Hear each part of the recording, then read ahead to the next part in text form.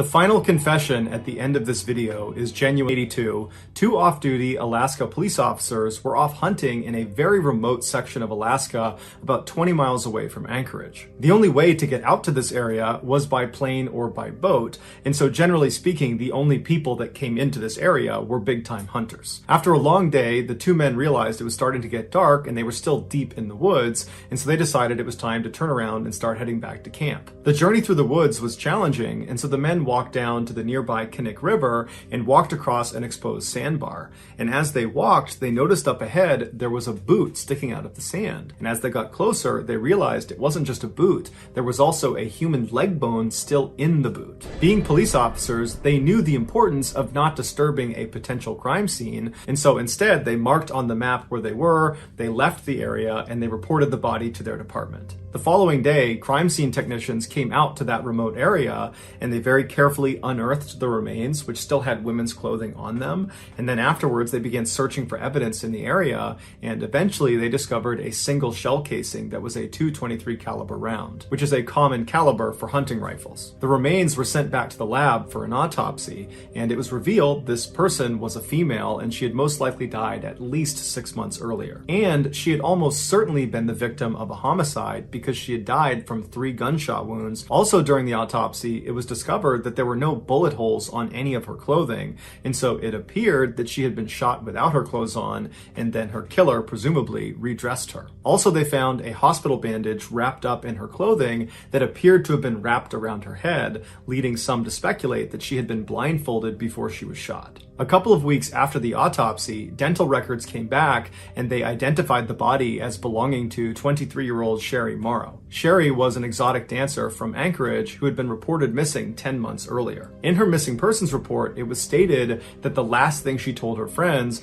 was she had been offered $300 to have pictures taken of her by a professional photographer, and she was going to meet this man right before she disappeared. While police were fairly certain that Sherry's killer was this so-called photographer, they had no evidence that would allow them to search for this person. They had nothing. All they had was this shell casing that was commonly used amongst hunters. And there's lots of hunters in Alaska. So the police reported the finding of Sherry's body to the media in hopes that when they put that out to the world, that someone from the public would reach out with more information. During the police's press conference, one of the reporters asked them, do you think Sherry's death is connected to the other unsolved deaths in that part of Alaska? What they were referencing was 2 years earlier, 2 other women's bodies had been discovered in that rough area where Sherry had been found.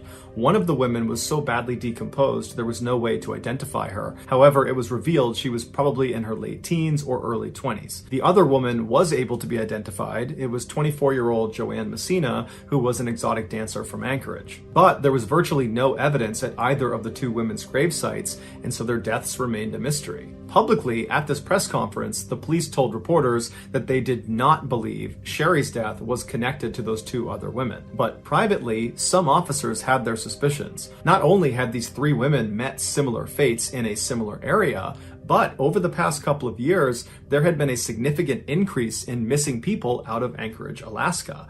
And most of these missing people were young women that were either exotic dancers or prostitutes. This convinced many officers that they were dealing with a serial killer, but there just wasn't any evidence to actually prove it, so they couldn't come out and say it publicly. Over the following year, no new information came out about Sherry Morrow or the other 2 deceased women that had been found in that same area, and so all 3 of their cases just continued to languish. Meanwhile, more and more exotic dancers and prostitutes were going missing out of Anchorage, and no one knew why. Then, on June 13th, 1983, the police got a break. Early that morning, a man driving a truck turned onto a quiet Anchorage highway, and as he was making his way down the road, he saw up ahead on the side, there was this woman running towards him, screaming with her hands over her head, and she wasn't wearing pants or shoes. And so obviously he knew something was wrong, and so he pulled over, and as this woman is charging up towards him, he notices she has a handcuff on one of her wrists, and she appears to be a lot younger than he initially thought. She's probably in her late teens. And so she comes running up to his car. He unlocks the passenger side door. She flings herself inside without even asking for permission. She slams the door behind her and then ducks down to keep her head out of the window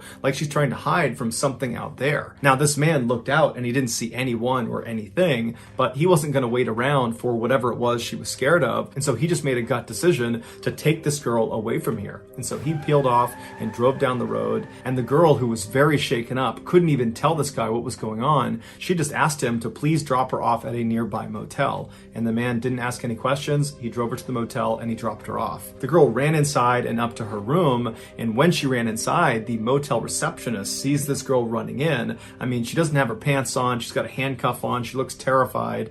And so she called the police. A few minutes later, the police showed up. They went up to this girl's room. They knocked on the door. The girl opened it up and she was obviously very scared, and she allowed the police inside, and she told them her name was Cindy Paulson and she was 17 years old. The police recognized this girl is terrified. She's not a threat. And so they removed the one handcuff that was still on her. And then they asked her, what happened? And the police officers would say her story was just horrible. But what stood out to them was not how disturbing the story was. It was how composed and brave this girl was as she told it. This is her story. The night before, Cindy was working the streets of Anchorage. She was a prostitute, and a car pulled up, and inside was this wiry, bearded guy with glasses who seemed kind of slight and harmless, and he asked to buy her services. And because she didn't view him as a threat, she agreed and hopped in his passenger seat, and as soon as she sat down, he reached over and put a handcuff on one wrist and then drew a gun on her and told her to be quiet. And then he drove her to this fairly nice neighborhood, pulled into a driveway, he got her out of the car and led her into this house, and he brought her along downstairs into the basement, where as soon as she got down there was a dim light and she saw there was a chain swinging from the ceiling. And he strung her up onto that chain, and for hours he assaulted her. And then after he grew tired of doing that, he told her he was going to go take a nap, and when he came back, they were going to leave this house and go out to his cabin in the woods. At this point, she begged him to let her go, but he really didn't care. He just told her that if she made any noise or tried to escape at any point, he would have to kill her. And then he walked out of the room. And for the next several hours, Cindy remained chained to the ceiling with half of her clothes off, wondering what horrible thing was going to happen to her next. Eventually, her attacker came back in the room, and he untied her from her chain, and he walked her upstairs to his living room, where he very proudly showed her a number of hunting trophies he had, and he began telling her about how much he loved hunting and where he went hunting. And it was at this point that Cindy realized this guy has no intention of keeping her alive. He's shown her his face, his house, his car. He's told her about places he likes to go and things he likes to do. He's given her all this information about himself. She is a huge liability to him. And so it dawned on her that if she didn't find a way to escape, she was going to die. After the trophy tour, the man led Cindy back out to her car, he put her inside, and then he drove to a nearby small airport where he said his plane was. And so he pulled over to their hangar, he got her out of the car, and he put her inside of the plane. And as Cindy is sitting in the plane, she's watching this guy load gun after gun and bag after bag of what looks like military supplies into this plane. And so she knows that this is the moment. I have to escape right now, because as soon as this plane takes off, I'm done for. And so at some point when this guy went over to his car to get something and his back was turned to her, she jumped out of the cockpit of this plane, she fell to the ground, she got up and just began running out of the hangar. And she managed to get out of the hangar and began turning the corner and running towards this forest right as she hears this guy charging after her, screaming that he's going to catch her and kill her. And so she just keeps running for her life all the way into this forest, all the way to that highway, before she finally stopped and turned around and she saw the man had stopped following her. This is when she went onto the highway and she flagged down the guy in the truck who brought her to the motel. The police were shocked by her story. It sounded totally unbelievable, but she was so genuinely scared and so detailed that they believed her. And so they told her they would have to bring her to the hospital, and on their way to the hospital, she demanded they go back to that airport that she had been held at so she can try to identify the hangar she had been in, and hopefully the plane would still be in there. And so the police comply, they go into the airport, and Cindy points out the hangar she believes she was in. And when they get there, the plane she had been on was still there, but the man, her attacker, was not there. And so the police got out and they began taking down notes about the plane, its different tag numbers and what it looked like. And while they're standing there, the security guard from the airport came over because he saw the police cars, and he told the officers that the night before he had seen the owner of the plane they're looking at acting very suspiciously with something inside of his car. And so on a hunch, he had recorded that man's license plate number, and he gave that number to police. police. And so the police were able to use that license plate number and some of the numbers on the plane to figure out who owned both vehicles. And it was a local man named Robert Hansen who owned a very successful bakery downtown. After dropping Cindy off at the hospital, the police officers decided to pay a visit to Robert Hansen at his house. When they got there, Robert was actually pulling into his driveway right at the same time, and they saw his car matched the description that Cindy had given of his car. And then when Robert got out of his car, he matched the description that Cindy had given of her attacker. When Robert saw the police parked outside of his house, he immediately invited them over and said, what can I help you with? And the police said, we'd like to talk to you. Can we go inside? Robert invited them inside, and when the police went into his house, it matched the description that Cindy had given of his house with all the hunting trophies everywhere. And so they sat down and they asked him what he was doing the night before, and he said he had spent the night with some friends, and he had their contact information, and if you needed to talk to them, you could, but they would say he was with them. When the police asked if they could have a look around his property, Robert immediately consented and said, you can look anywhere you want. And so the police searched his property, but found no signs that Cindy had been attacked there. And so they thanked him for his hospitality and they left. Once they got back to their station, they checked in with Robert's two friends he claimed he was with the night before, and they each independently corroborated Robert's story, saying that yes, he was with them from this time to this time.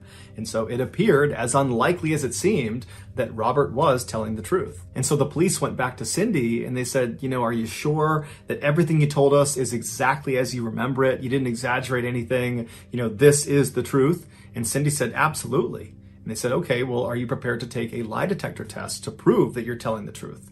And Cindy said, no.